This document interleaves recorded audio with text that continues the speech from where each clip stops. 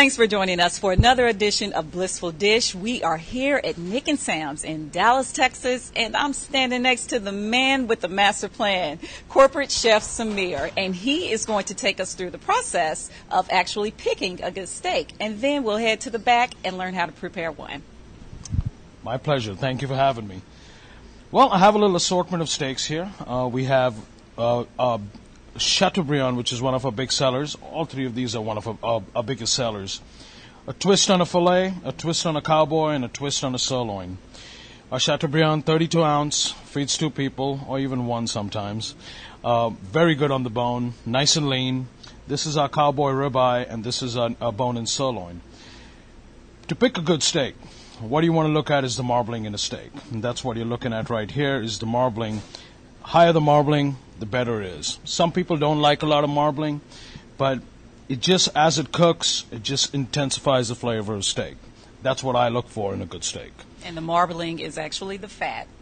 Internal fat content of the steak, and it determines whether also it's prime or select or whatever grade it needs to be.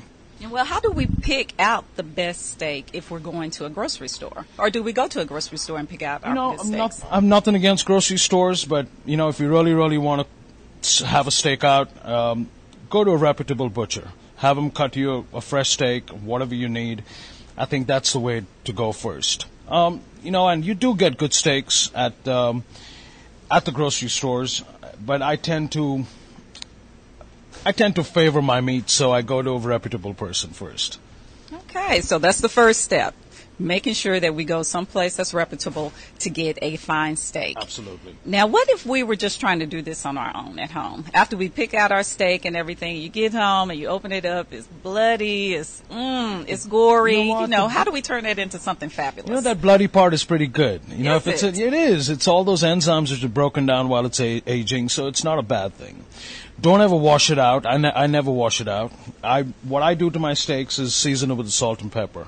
I want to get the best out of the meat. A lot of people put marinades and all that, and that's great. Not a problem. It all depends on what flavor you want.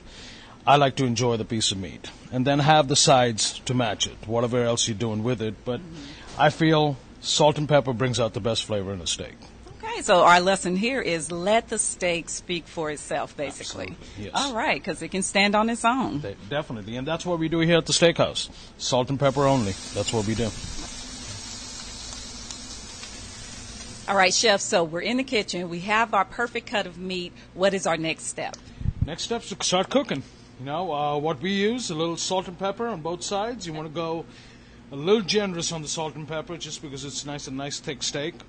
Is it just regular salt or is it a special regular pepper? Kosher salt, regular table ground black pepper, maybe like a 3-to-1 ratio on the salt to pepper. Okay. And put it right into the broiler. Cook it to your desired temperature. That kind of steak is probably sizzling. That's what you need. And how long will this take to prepare? Medium rare should take you about 10 minutes. Okay. Now, for those people who like it well done, or should you ever do this well done? Everyone has their own preference. Absolutely. You can do it well done, but it takes a little longer, but should be just fine.